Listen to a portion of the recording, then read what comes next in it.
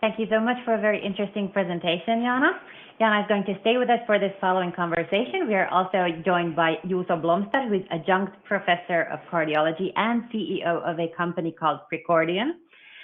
We're also joined by Chief Scientist of Ouraring, Hannu Kinnunen, who is joining us remotely from northern Finland in Oulu. Hi, Hannu. Hi. Great.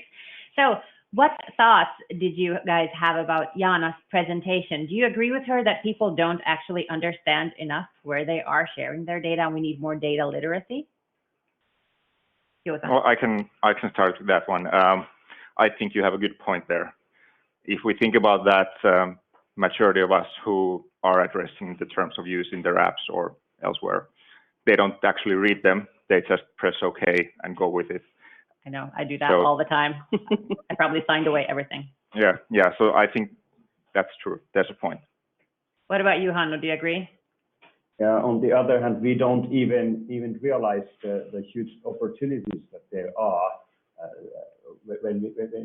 if we really could combine all the information that is collected from us. If we could have them together in some place and have like machine learning and have like people from different areas of science really analyze them together. That's also a huge opportunity. That was the beautiful vision that Jaana was talking about. Actually, I would love to hear what our audience thinks. So please use the group chat function under this window and let us know by posting your comments. Like, do you agree? Do we need more data literacy? Hannu, you're Chief Scientist at Ouraring, a Finnish wearable. Now, if there is someone in the audience who doesn't know what an Ouraring is, could you please briefly explain what it is? Yes, thank you. Ouraring is like a 4-gram ring that measures your pulse at night. It measures your movement day and night, and it also tracks your skin temperature. So combining this information, it can build a holistic picture of your like health-related behavior and your body responses from general health perspective. And it can derive your sleep schedule, estimate your sleep quality and physical activity status, and also your body reactions to your lifestyle. And the idea is that people learn by seeing how their body reacts to different things, what they eat and how much exercise they do, and if they are able to relax in the evenings, and if they can see positive changes in their sleep parameters and especially like resting heart rate and heart rate variability. So does your service also sort of educate people? Like, if you can tell that I'm not sleeping well or I'm not exercising enough, will it like ping or like show up on my phone and go like, Lotta, you need to go running? Yeah, from like general wellness perspective, it gives like it like prompts some of the general guidance, like as it seems appropriate for that situation and for that person. Okay, thank you. Juuso, you're a cardiologist, but also a startup entrepreneur. Your company Precordior has created a heart app that detects atrial fibrillation. How does it do that? Very good question, and I'm happy to answer to that.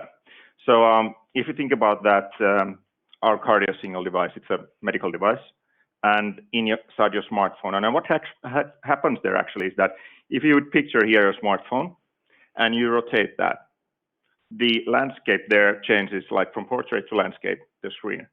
And those are motion sensors behind that.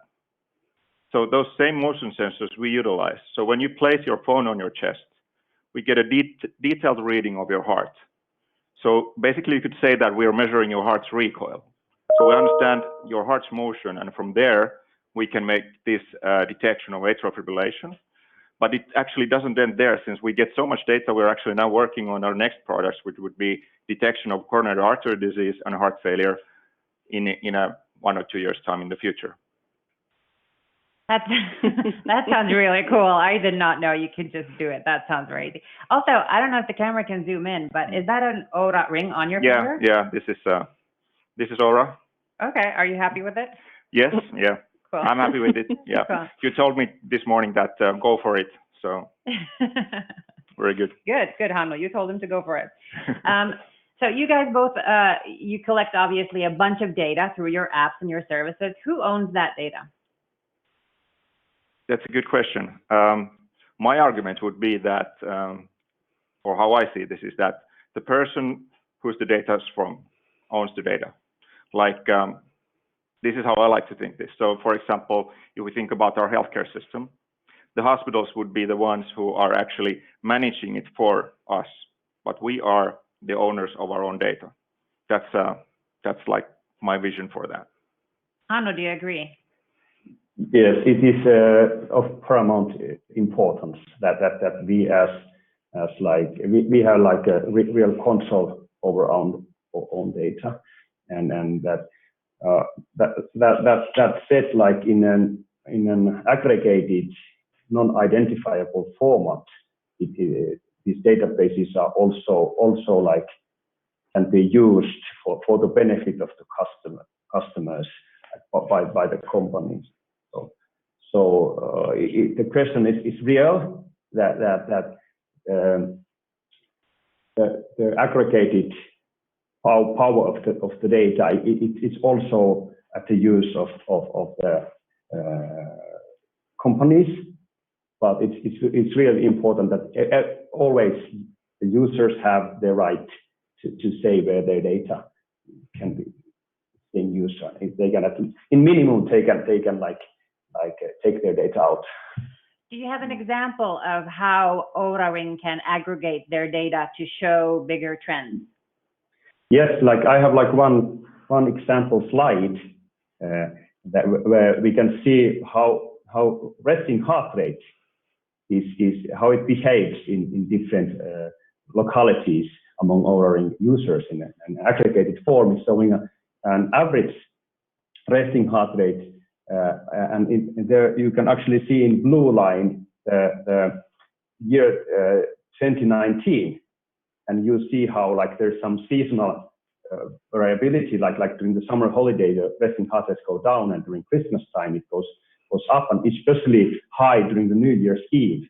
And every single weekend the resting heart rate goes up, displaying that some unhealthy behaviors that we typically as human beings do during the weekends. And now when the COVID pandemic hit us, surprise, our resting heart rates have collectively gone down. It's like some positive things also there. Like we can see how the difference between weekdays and weekends has become smaller.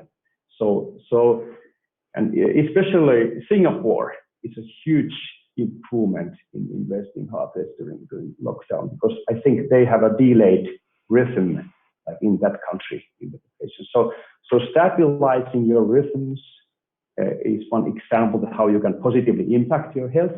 And here we can see like the power of wearables in displaying how our society impacts our health and how it has capacity to impact like okay, it's a little bit far from here, but like teenagers, schools should start a little later, and that effect would be seen by wearables as improved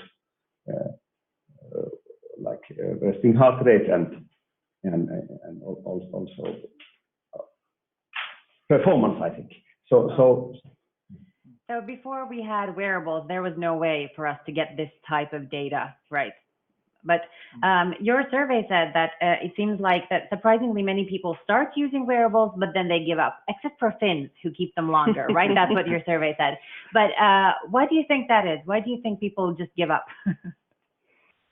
Well, I had one very interesting finding from the survey was that Finns were much more keen on monitoring their sleeping data. So maybe in the press we are talking more about the importance of sleep and good sleeping. So that was very typical for Finns. But I also had my Wittings watch for monitoring mostly my sleep and also giving trends for my kind of well-being and all background factors.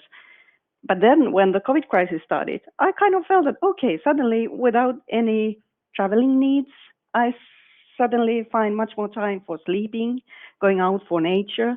So that's also part of the well-being. So I didn't feel that there's so much need for continuous monitoring, but still I'm thinking to take it in use again. So I don't know, maybe it's also urgency how you need. And also I think there are a movement for quantified me.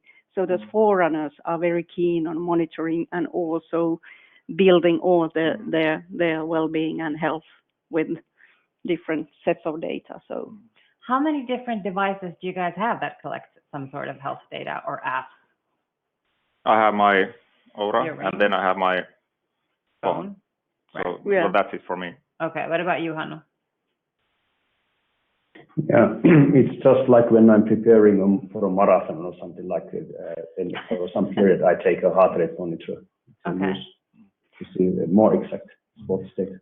But if I actually may add to your question there, the thing why actually I think that many people stop using wearables is that the problem or the issue there, if we would use that word, is that it is additional task that they need to do. So for that perspective, this ring is good since it's always there and it does the measuring passively. And then the other thing would be that the information that we get from there, it has to have a meaning. So it doesn't help if we are just looking at punch of numbers and it says something, but we don't feel differently or so. I think from the fundamental perspective, we are humans are a bit lazy, maybe. If we think about what happens there, we for example, medications. If we had a severe health condition and we're prescribed for a drug, we see and we know that actually there are significant proportion of individuals who still don't use the drug even though it should be used. So this is a bigger problem than just wearables. I think it's a human behavior, and how to change that, that's another question. But giving meaningful data so that people actually understand what it means, I think there's one of the keys. So we were talking earlier about this combining of different sorts of data to get a more holistic view. And this survey said that 43% of Europeans were either interested or very interested in sharing their personal wearables data with multiple organizations to, for instance, get new services. Now, I don't think that's really happening very much. Why is that? Is that a technical problem or is that a communications problem? Is there that there aren't ecosystems or platforms for this? What do you think, Jaana? I think it's attitudes of course, but it's also technical means. Interoperability is the term we are always referring and using that as an excuse. There's no interoperability between the data, and I think, well, there are certainly solutions to overcome that obstacle, but also maybe the concept of data ownership. I would prefer to talk about temporary data holders, like tailored services and meaningful use of data for specific purposes. That's the way to go for the future. So data sharing, also Gartner, which is the well-known analyst firm, says that storing of data and holding it for ourselves, that's old school. It's now like sharing data and building services for the shared data, but it's a huge step. We are so used to operate on our own data, and we are also so used to holding it. That goes for the companies. And then us as an individuals, I think it's maybe that professionals, they don't have means to use the data, and it's maybe not like good quality data. So there are many technical topics, but also the mindset change is needed, I would say. What do our data owners / temporary data holders, our companies, what do you say about this? What is the reason that you guys aren't sharing data with each other? Well, we're not sharing data with each other yet. So that's what I would like to actually point out. We are actually looking into this opportunity to share data, but naturally it has to come with certain terms. So we need to respect our users, and they come first from this perspective. So this goes a long way to the regulation that we have, GDPR and everything, what is there. So how are we able to do this? And actually, I think that kind of like a common platform is still missing in Europe.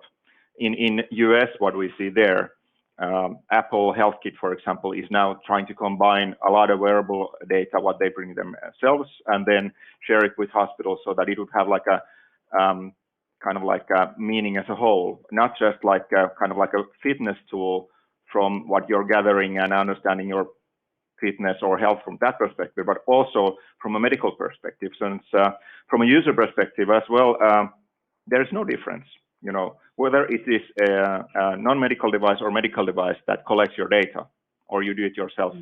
They don't see the difference, but we see, and this is kind of like the hurdle that we need to overcome. Hannu, do you agree? Yes, I agree. There are changes needed in the ecosystem, legislation, and attitudes, also among health professionals. And we need pioneers who really can show the potential. And as Juuso mentioned, we don't share data yet. If you look at the second slide that I had, it actually displays at what quality of data right now, like the ring measures from the PPG signal, and there's a comparison to clinical ECG. And as user, as a professional, I can easily see that, well, ECG is our clinical standard, and we're not going to change that. But understanding that that kind of high quality pulse interval data is going through like literally through our fingers, that kind of gold mine, we let it go unused. So understanding that that kind of long-term data where everybody can be compared to one's own norms, and that data could be combined with medical records, that we could really start tracking the course of a disease before it actually happens.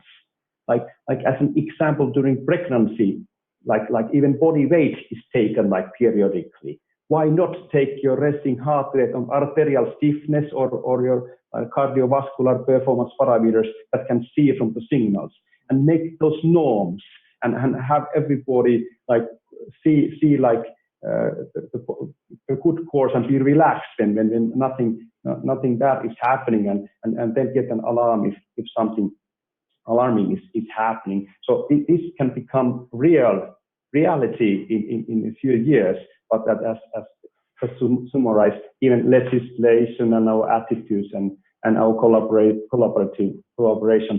need to improve. Sitra, I think you have a lot of work to do to lead this. Oh yeah, it's not done by tomorrow. No, I know. Did you want to add to that? Yeah, actually, I really like that comment there. But what I'm also thinking is that maybe from a professional perspective for us, it is easy to understand all the data that is coming from there, and we're fascinated about it as per our nature, basically. But what we need to also understand is that how we could actually formulate the message for the user so that they understand that this is actually what it means. Since otherwise we may end up in a situation where, you know, too much data is causing anxiety even, you know. What does this mean? This number was yesterday 50 and now it's 75. Am I sick or something? So, you know, you just maybe start focusing on the wrong things. And this is the message that we need to, you know, get through that, you know, what is the key there? I understand. I have a quick question from the audience, actually. So maybe more for Jaana. Are there any studies ongoing to find out the impact of lifestyle through like my data at the population health level? So is the impact of tracking and changing behavior, do we have studies going on about that? Do you guys know? Anyone? Well, we are focusing on cardiac, so we're focusing in your heart. So basically direct way of assessing lifestyle in our cases we haven't done yet, but naturally it doesn't mean that they are not important. So that should be and is an essential part of our health, naturally. More generally, like the physical activity levels at 5 years already like associate with your activity levels in your adulthood. So this question is really important. How much do we have in our genes? How much we can really affect by our lifestyle solutions? And there is a lot of studies on this, but unfortunately they are in silos. Like different people study cardiovascular health, different metabolic health, different people studied, like exercise physiologists are different than sleep physiologists and nutritionalists, and we all kind of try to wish to find how lifestyle affects our health. That is a great note to end on, because that is basically coming back to what you were saying beforehand, how we need to be more open-minded about sharing data in a responsible way and more human-driven European data sharing networks. We've run out of time. Thank you so much, guys, for a really interesting conversation. I hope you have a great day.